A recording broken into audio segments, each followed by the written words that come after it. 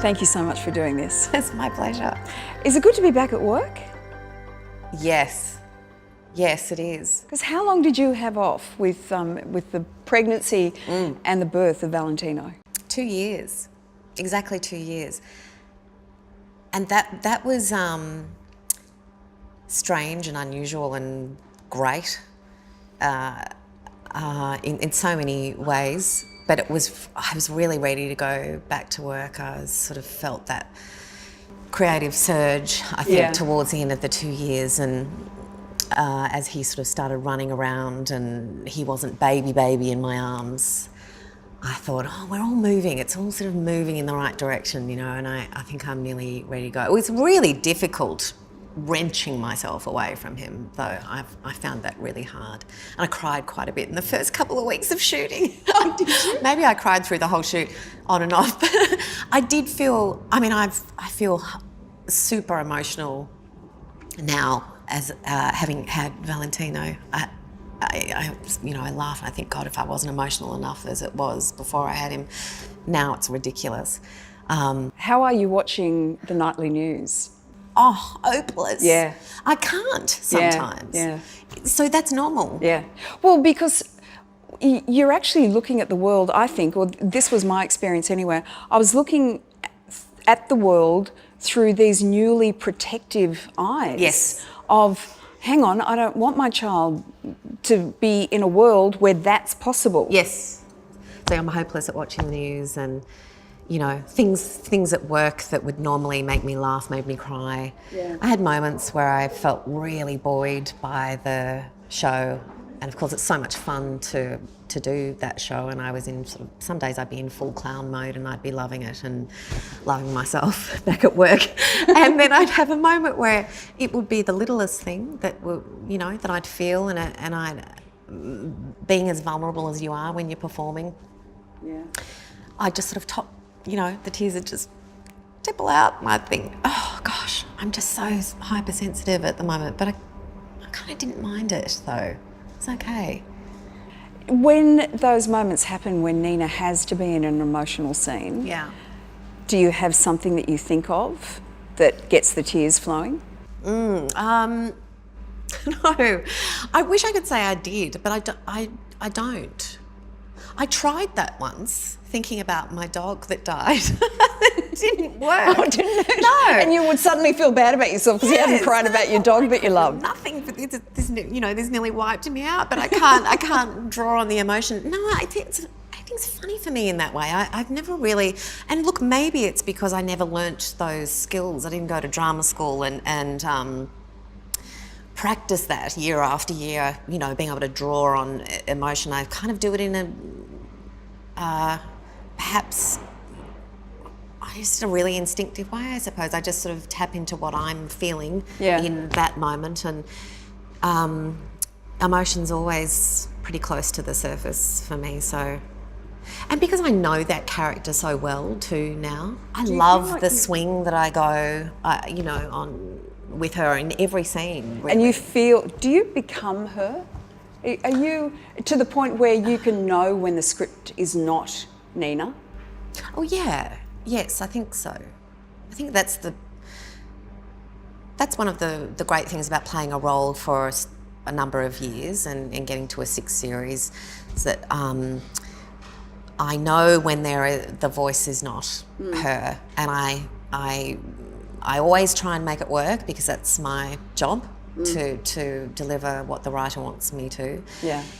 But at the same time, if you keep hitting a wall in performance in the middle of a take or when you're rehearsing, there's usually a reason, and that's because you're not buying it yourself. And if I don't buy it myself, no one else is going to. So I'm quite. I wouldn't say I'm rigid when I work, but in when it comes to that, I can be a little pedantic, I suppose. Yeah.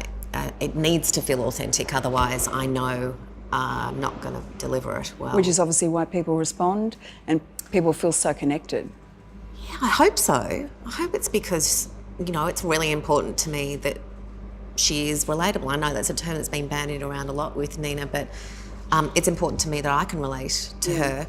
You didn't start out wanting to be an actress. You were going to be a ballerina. And you gave up. I really wanted to be a ballerina. And you gave up at the age of 14. I knew we were sisters.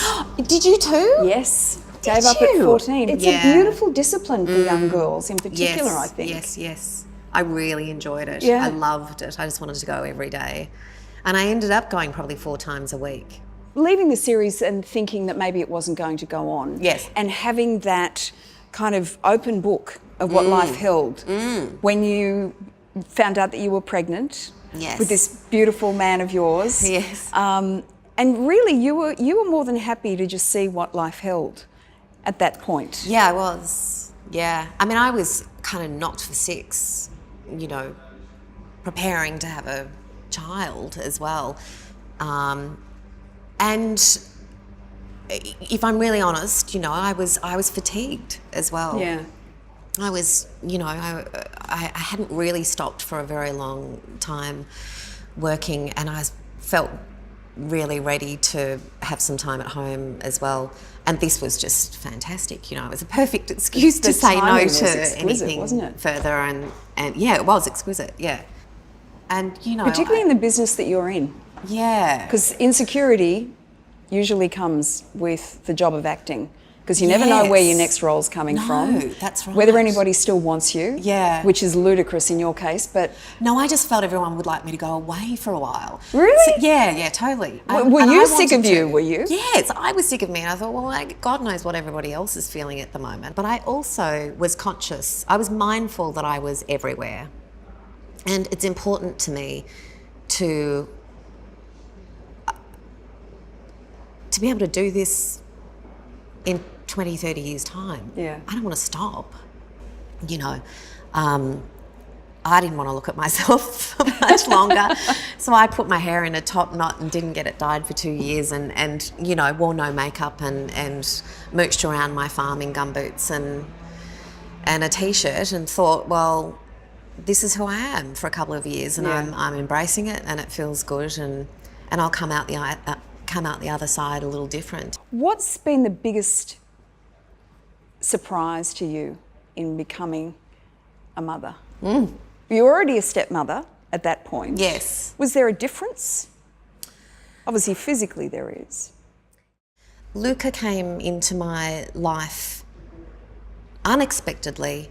I quite literally fell in love with him as I was falling in love with Vincent. Yeah. It was all or nothing. It was, okay, am I going to jump in wholeheartedly here, or am I going to say, no, you know what, I can't go down this path, it's complicated and I'm not sure not sure I can do it. There really wasn't an option. It was, I mean, I was in love with them and Luca was a baby, really. He was only 2, and he was in nappies, and I just piled in. I mean, it was a crash course in parenting, really, and the love I have for Luca is just huge, and it's I don't even think about it. I mean, I don't, it's just there, as it is for Valley as well.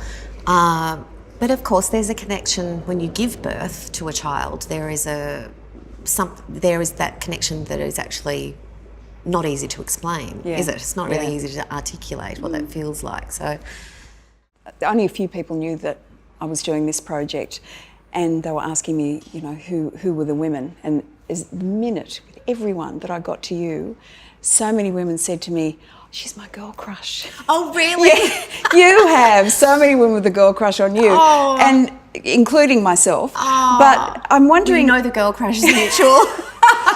Thank you. That makes my day. But do you have girl crushes? Do you have women that you look around and you just think, I have a girl crush on you. I'm not joking. When we met at Qualia that year, and you text me not long after that, Lisa's texted me. I was really excited. I don't often get like that. I'm not like that. I don't sort of respond to people that often like that. But I love it when I have a connection to someone, as we all do, and it's unexpected and it's kind of, it's spontaneous and it just happens and you think, oh gosh, I could have sat there for hours. In fact, all night and talked to you. So yeah, I have girl crushes.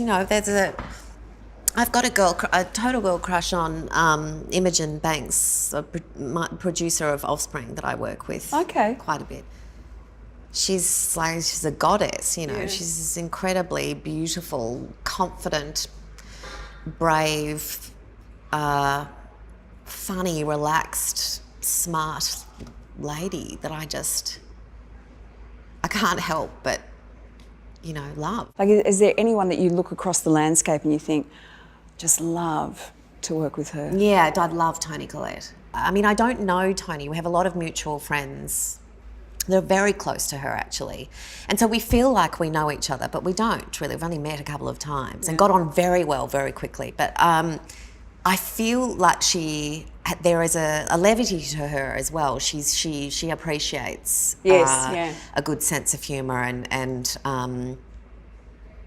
she's cheeky, I think, and enjoys life as well as being really committed to being authentic in her work. Well, speaking of bold, are you brave enough to get in front of a camera for me? Absolutely. Okay. I can't wait. Let's go. Okay.